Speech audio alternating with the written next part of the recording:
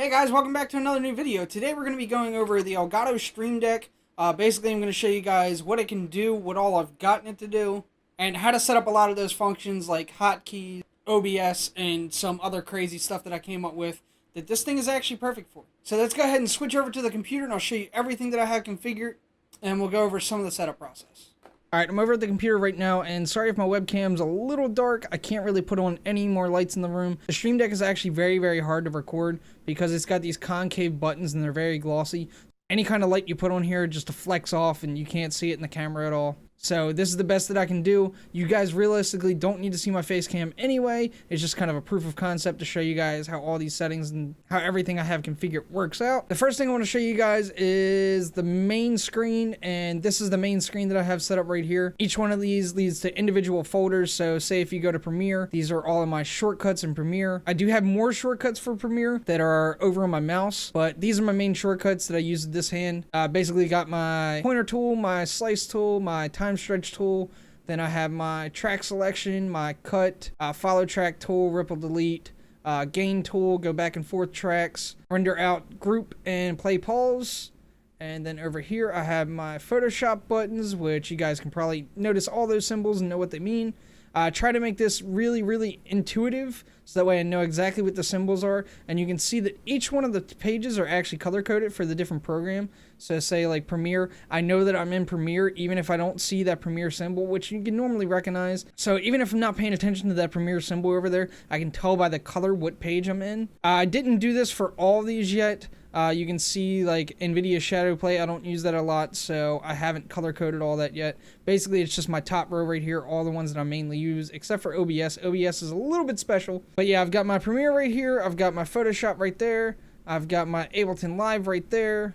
Windows is all the basic functions of your computer, so undo, redo, escape key, refresh, screenshot, task manager, recycle bin, open new files, open new folders, save things, everything like that, cut, paste, copy. All your main things that you would do on a computer that everything kind of has a shortcut for, because I didn't really want to use up a bunch of my Premiere space with shortcuts for undo and stuff like that. Same as Photoshop. I actually had to go into all these programs and change the undo and redo so that way it matches every other program that I have on my computer, so that way this works for basically everything. Then, like I said, I've got my NVIDIA Shadow Play, which allows me to, if I hit this button right here, it'll start recording with Shadow Play. I hit the live button, it records the last 15 minutes. This is a screenshot. This shows me my FPS in the game. Twitter, I didn't really mess a lot with Twitter yet, but there is a lot that you can do with Twitter. Basically all I have it for right now is this button will launch Twitter. This button will tweet out that I have a new video on YouTube. Say if I go live on YouTube Gaming, click this button, it'll tweet out. Twitch, if I go live, click that, it'll tweet out that I've gone live. Then I have my Twitch buttons, which has all your different Twitch commands. I don't really use Twitch a lot, so I didn't really configure this all the way. I need to get back into doing Twitch and configure my chat and everything. Over here is my web pages, so my most frequently visited web pages and stuff like that. I don't really have a lot of them, but they're all right here. If I want to go to YouTube or something like that, you just click that button, it pulls them all up. Audio tab right here is just general Windows audio, so that way I can mute, I can unmute, volume up and down, play, pause, back and forth. I can do all that right from there. So basically your general media keys. Right here I've got like Minecraft stuff for like screenshot, hide HUD, pull up my coordinates, and then just some other stuff. And you can see that the Brio's really having a hard time like capturing this, but I'm trying to do the best that I can. But I do have the Stream Deck thing pulled up right there. As you can see, every time I click on something, it will change all the folders for that also. So right here we have my Steam. I've got button to launch Steam, button for a Steam menu, so basically shift tab when you're in a game, screen capture. All these launch different games that I play pretty frequently. Let's go up another page. Discord, right here I've got launch Discord, mute mic, mute all sounds, and then I've got to go into stream mode, go out of stream mode. Right here I actually have a number pad that I have built into here, and the reason why I did this is because I actually want to get a smaller keyboard, one that doesn't have a number pad, so I can literally use the numbers right here as a number pad. That's a pretty cool function. And then right here actually took me a little while to get going, but I basically programmed in a piano that works with Ableton. Basically just uses your keyboard as a MIDI signal, and then up and down octaves that fit perfectly, so I wanted to do that. That was an awesome idea, and I do use this for like creating things. If I want to just hit a key and just mess around with stuff, this is awesome. So let me go back up to the top. And now one button that I didn't show you is OBS. And OBS is where things get kind of complicated, but not really. Everything on here is really easy to set up and get up and going. But you can see I have my different scenes up here. I only use 3 scenes. And basically what that is if I click this one, stream starting soon. If I'm streaming, be right back screen. And then I have my... Oh, accidentally muted the microphone. My main screen, which is right there. You can see right here, if I click this, it'll mute the microphone. And you can see that little off icon shows up. The same with my cameras. I actually have pictures of the camera, so I know exactly which one it was which. So my face cam right now is using the C920. If I click that, you can see my face cam disappeared. If I click the Brio, that is actually recording the Streamdeck, so that disappeared. Turn that back on. This right here, I'm not capturing a game at this time, but if I was capturing a game, I can hide the game, turn the game back on. This one down here, I need to be careful that I don't touch that one because then I'll go live on YouTube, but that one's the live button. You can see that it's crossed out right now. If you click it, it turns that little symbol off. Right here, I'm recording. Obviously, if I click that, it's going to stop recording and it'll give me a little no symbol. Basically, just indicators so that way I know if I'm recording or not. Right here is my left and right monitor because I have 2 monitors. So if I hit this right here, it's actually turning on my monitor on the other side. But I have all this other stuff stacked on top of it. And then this one is actually the capture for the Streamdeck program. So if I turn that off, that's right there. So I try to do this as intuitively as possible, try to make it the easiest as possible, did custom icons for pretty much everything. And I'm going to show you guys how to set this up. It's actually extremely simple. Like I said, the thing that'll take you the most amount of time is just going in and creating icons. Alright, so what I'm going to do right here is I'm actually going to turn off all of these things right here. So I'm going to turn off both webcams. I'm going to turn off that screen. I'm going to turn on my other screen right here. Actually, I will keep the Stream Deck up so that way you guys can see what I'm doing. So say if I wanted to go to Ableton Live, I would click on that, click Live, and you'll see Live is launching right now. It'll take a second. There you go, popped right up on the screen. Now, say if I wanted to...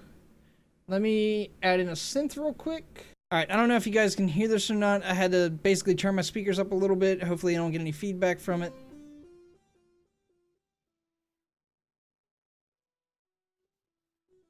So as you can see, this plays the keys here, and then these control the octaves. Basically just a fun little way to play keyboard or something like that, just to have it right in front of you. It's just a fun idea that I didn't know if it would work or not. But let's go ahead and turn all this stuff back on, and I'll show you guys how easy this stuff is to set up. Alright, now over here in the Stream Deck software, you can see I've got all my buttons laid out right here. Click on the button, it'll take you into your folder. You can also click the settings button. You can change the key brightness. You can check for updates. You can link your accounts, which I already have over here. Layout, you can actually export and save your layout and then import it later. So say if you have multiple different layouts that you really like, but you only use some of them every once in a while, you can swap out layouts. You can save them so that way you can always come back to them if you change something, you don't like something. You can reset it to the default configuration. You can clear everything, but I'm not focusing on that right now. Gonna go over here, exit out of this. All right, so first thing you want to know is right here, if you have a blank space right here and you right click, you can see mine says copy. I can actually copy buttons over top of each other. So say if I wanted the same button everywhere, I could do that. Don't know why you would, but you can. You can also delete and reset your button back to the default button. But when you right click when there's no button here, it'll ask you to create a folder. If you create a folder, that's how I did all of these. So I have a folder for each different program. And the main thing I'm going to be focusing on for this section is the OBS settings, the Twitter settings, the Twitch settings, which they actually just added a bunch of Twitch settings. That's pretty cool. And then the system settings. All right, so the main key that you're probably going to be using is the one that I use the most, and that is hotkey. Basically, you take this hotkey, you drag it over top of that, and then what you can do from there is select your hotkey. If you want to name it, you can actually name it, and it'll pop up on the bottom of the thing. I don't like that. I don't think it looks as clean, and it's kind of hard to see those tiny little letters. It's much more effective to just get a picture that you remember. If you click down here, say I just clicked down there and I did my hotkey Z, just click the key on the keyboard. So any hotkeys you have, all you have to do is click on it, click whatever your hotkeys are, it'll memorize it. If you want to change out the picture, just double click on that. You can see all my different icons just popped up right there. Let me close that. And all of these right here are all hotkeys. This right here is actually this, which is open. When you drag open over onto something, it'll ask you app file path. Picture's still the same. So you just click on this. You go to where your app file path is and set that. So it's all pretty basic and pretty simple. Now to toggle on and off things, it's a little bit different. So say like in my shadow play, I have these buttons here for when I go live and things like that. And you can see that when I click it, the picture actually changes. And the way that you do this is you actually use a hotkey switch. So if I drag a hotkey switch right here, you will see that it's got two different layers. You can put two different pictures for when it's off and when it's on. And you put in your different hotkeys. Now what you do for this is you put in the same hotkey. So when it reads that hotkey is pushed the first time, it'll go from this state to this state. And then when you press it again, it'll go from this state back to this state. So hotkey switches are very, very useful. They're pretty awesome. I really, really like them. I wasn't using them at first, but you definitely want to use those because you can do a lot of stuff with it. Let me go ahead and delete that. Another thing that's useful is multimedia. So if you drag multimedia up here, you can get all these different things. So if you want just a play pause button, you can pull in a play pause button instead of going in and doing a hotkey or something like that. That's basically what I did for that premiere button. Anything you want to get rid of, just click delete on it, or you can click the little trash can. Tweet, all you have to do is drag over tweet right here, put in what you want it to say. So say my YouTube button is set up for check out my latest video on YouTube, ClarkeAfterDark. My YouTube gaming button is live now at YouTube Gaming. Twitch, same thing, live now at twitch.tv/ClarkeAfterDark. So that's pretty useful. And then again, change your icons by just clicking on it. Again, a lot of this stuff is really, really simple stuff. Where it gets a little complicated is, say, something like OBS. OBS has dedicated keys for it. It's the same with Game Stream.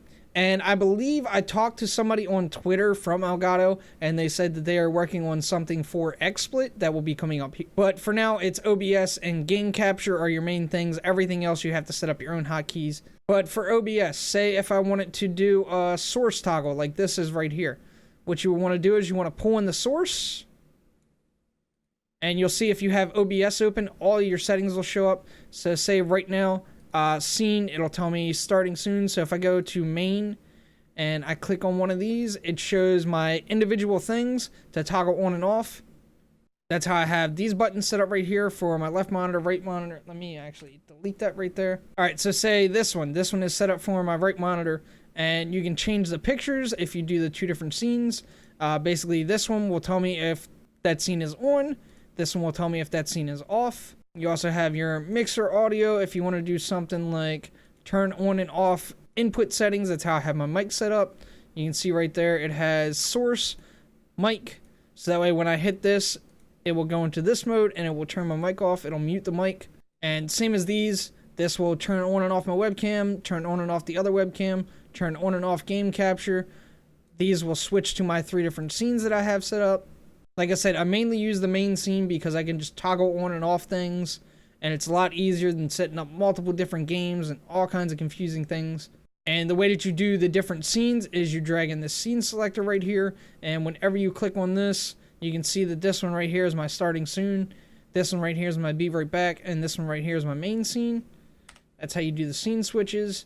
And then let me go up right here and show you guys one other thing. You'll see right here is my different things for different websites that I like to visit. All you need to do for that is pull in the website, type in your URL, and change the picture. Again, a lot of this stuff is really, really easy to set this up. They did it really, really intuitive, and I really like that. Like I said, the main thing with this, the most complicated thing that you're going to have with this is just finding icons and photoshopping icons. That's the thing that took me the most with this. Well, that and changing your mind and wanting to change everything out again. I probably changed this layout like 18 times already just because I keep coming up with new ideas for different things. Like the number pad I actually programmed in just today. And the piano I finally got working. That took a little messing around with. But basically all this piano is right here is... Oh, I don't want to mess that up. All this piano is right here is... In Ableton, you can use your keyboard as a MIDI device. It's basically using this as a keyboard. So say when I click...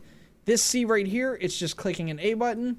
When I use this key right here, it's just clicking a W, and it's basically using the same keys that you would use for playing MIDI on your keyboard, but it's using this as the keyboard. The same with the number pad. One thing that I do want to point out with the number pad, make sure that you actually have a number pad when you're setting this up, because if you just go and say I click this and do the keystroke 0, that is not the same as the number pad keystroke. It'll do different functions if the num lock is on or off. So if you have like a cheap number pad or something, or cheap keyboard with a number pad or something like that, plug it in, set it up, unplug it, use your keyboard without a number pad. That's basically what I'm going to do. I don't like having this extra number pad that I barely even use just sitting there. If I want to use a number pad, I can just click on that and it's good to go. So if you're into shortcuts and optimizations like I am, I'm really into it, to where I can just click a button, get something done, instead of having to go find a program, find something like that. I can just click it, it's going, it's rolling, especially with like Shadow Play. Even though Shadow Play is kind of trash for recording, I can just click this live button and records the last 15 minutes. That's kind of cool if something awesome happens. Or if I'm in Premiere, I can just sit here and edit with this. I don't really got to go clicking on a lot of things. And it just makes everything a lot smoother, especially for like things like Ableton, like adding in MIDI tracks, adding in space, grouping things together, duplicating things, looping, all kinds of stuff that you can do with Ableton. There's actually a lot more shortcuts that you can use. I honestly wish that they made this device a little bit bigger so that way it had more buttons, but it is actually pretty damn awesome for what it is. I value this thing more than most things on my desk right now, just because it has helped me improve functions with my computer tenfold. As a control panel just for OBS, it's worth it by itself. But like I said, you can program in pianos, you can program in number pads, you can do a lot of other stuff with it that it's not technically meant for. It's mainly a streaming thing, so that way you can go into OBS, you can have your different scenes, everything like that. I found a lot of other ways to use it. Sorry if this video is a little bit rambly. I'm going to try to cut it down as much as I can. I don't even know how long I've been talking for right now. But this thing just has me that excited to where I literally use it every single day. I kind of thought at first it was going to be a thing that just sat on my desk, but no, it gets tons of use. I constantly find new ways to use it, and hopefully you guys will too. But that's going to do it for this video. If you guys like this video, go ahead and leave it a like. Subscribe if you want more videos like this. I do all kinds of random stuff, as you can tell with this, and I'll see you guys next time.